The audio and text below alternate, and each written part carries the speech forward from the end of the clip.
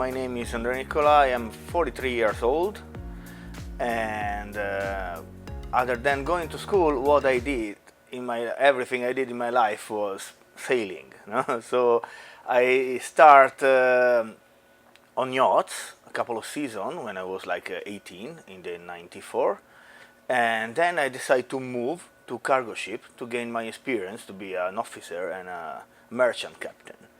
So between cargo ship and cruise ship and ferries and so a variety of kind of vessel, I spent in the cargo industry, in the merchant industry, more or less 10 years. And then I decided to come back to yachts, just to, what you think normally is if you find the right boat, easy life, you go home more often, you can maybe build a family. It's up to which kind of boat you find, because during that 10 years anyway, I found another environment. Yacht industry was changed. Everything now it's faster, because of technology. Even the guests are more demanding, because at the time we didn't have the cell phone even, so it was. I mean, they were not asking that much. They were not expecting that fast, So everything was running on a different level. Now it's running against the time on everything. So, and that even the usage of the boat changed, because I remember once was normally, generally speaking, 3 months on summer, and that's it. 4 maybe. Now summer seems like staying on for 6 months, or some other boat have the owner or guest all year long, or a lot to do double season. So it's not anymore that easy to find the quiet boat I was looking for. So I got adapted, and so I changed with the industry, and that's it. So I came back on yachts, and I spent basically 6 years as a chief mate on Italian flag. I've been a chief mate on Regina Italia, which was belonging to famous people, let's say, to stylists, to fashion stylists. And I was fine there. That's why I've been there for 6 years, until I decided it was maybe better to get awake, and start my career as captain, with my experience. So it's curious, because my last boat as a chief mate was this one. Name was Reborn, was another owner, wasn't BOADICEA, but it was my last experience as a chief mate. Then I've been in different boat as captain, a couple of 40 meter, a 50, and now I'm back here as a captain. So it was a double pleasure to come back here. It was the end of a road for me.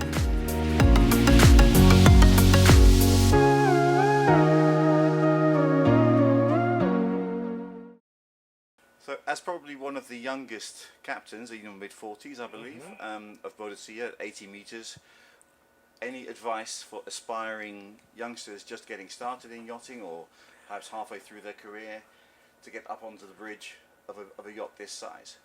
So I don't know if I'm one of the youngest, because I'm not looking much around, or I don't take statistics.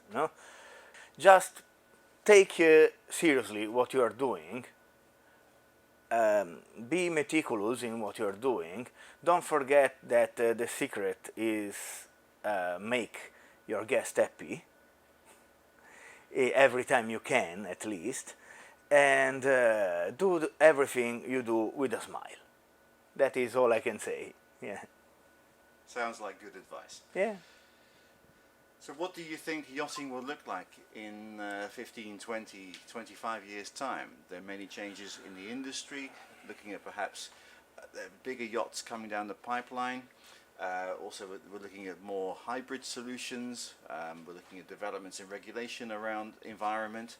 So what do you think the Yeah. scene will look like? A little bit of everything you said, because for sure there is an evolution in the technology again. So even the propulsion will change probably. They tend to be always bigger lately. No, the yachts are getting bigger and bigger and bigger, but the ports are not. Are still the same. So maybe we will have a peak and then we'll go back down a little bit, no? Because even we are not huge, but even on 80 meters, our problem is that we can't fit in many marina that maybe my guest wants to go, no? So I don't believe that in 20 years we will have many under 50 meters yacht. For sure a little bit more than now, but can't go bigger forever. You know? In the end, people still wants to go to Capri, people wants to go in, in some other marina where... To Mallorca, of course. To Mallorca you can come with bigger boat, so you are lucky for that. No, yes. Mallorca is a great place for any kind of boat. No? From the sailing boat 10 meters up to 100 meters or more yachts, so you don't have this kind of problem. But so yeah, I can say I will see the measure to keep growing. Of course, yes, a little bit, but not forever. No? Then people will discover again the joy of getting 50, 60, and get in port or go in the small bay, or to down, or even on under 500 tons, to don't apply to all the regulation you have to go maybe close to the coastline or to on a gulf, on a tanker. So it will be in conflict, this, no? What do you make of the current environment, around pollution and sustainability? Obviously shipping in general is a big industry, but yachting in particular, we know that many crew, many owners are very acutely aware now of their impact on the environment. What's your opinion about those trends, and how do you see that tell you developing? my opinion that coming from ships, this is an old argument. No? We are treating the environment since a while, especially on cruise ship. On the yachts, in the yacht industry, it came for last, even if now it's strong and we are talking a lot about. And it's a controversial issue, because it's not that easy, you know. Sometimes marina are not ready even to do, to collect different kind of garbage or bilge, and on the other hand, it's easier to follow the proper rules for the environment to bigger yacht, for the bigger yachts. If you are a 30 meter or a 40 is, the structure is the same of a 80 or 100. It's just smaller, but they don't have space, and it's really hard to be good with the environment. So I don't know what's the solution. But I know it's not easy for us, because the yacht are not designed for that. No, they were not thinking about the environment when they were building. So now maybe something is changing now, and so the marina, no. So we have to think differently from the very beginning, from the project. That is my opinion. So the team at Estela, we have the pleasure of looking after you while you're here. Can you tell us why you use an agency? I'm an agency user because I believe that otherwise, if I can do everything by myself, there is no reason why you are existing. But you are, and you have business, which means you are giving a service. No? which is for me is supposed to be 360 degrees, from booking the marina to help me with a taxi or a restaurant, send a delivery or find goods or something particular. It's all stuff that if I'm doing by myself, I will go back, as I was saying before, to when I was in the yacht industry in the 90s. Takes time, and now time is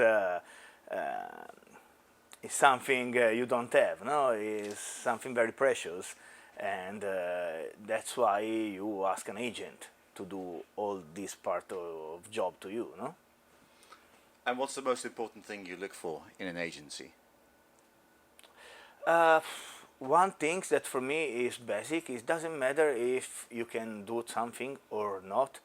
You need to answer me, because there is nothing worse than phone an agent or write a message to an agent and wait, and you don't. No, you can, and maybe you are in a hurry, and for half an hour you start to organize yourself because you don't have a support from them. If you answer me, you can even say, no, it's not possible, I will call you back, but at least we start a process. The waiting for an answer is something that kills me. Well, hopefully we're managing to perform on that level. So yeah, you are. Andrea, thank you so much for your time, and we know you're busy. You're welcome. Enjoy Mallorca, Thank you. We hope to see you again for many seasons to come. I hope so too.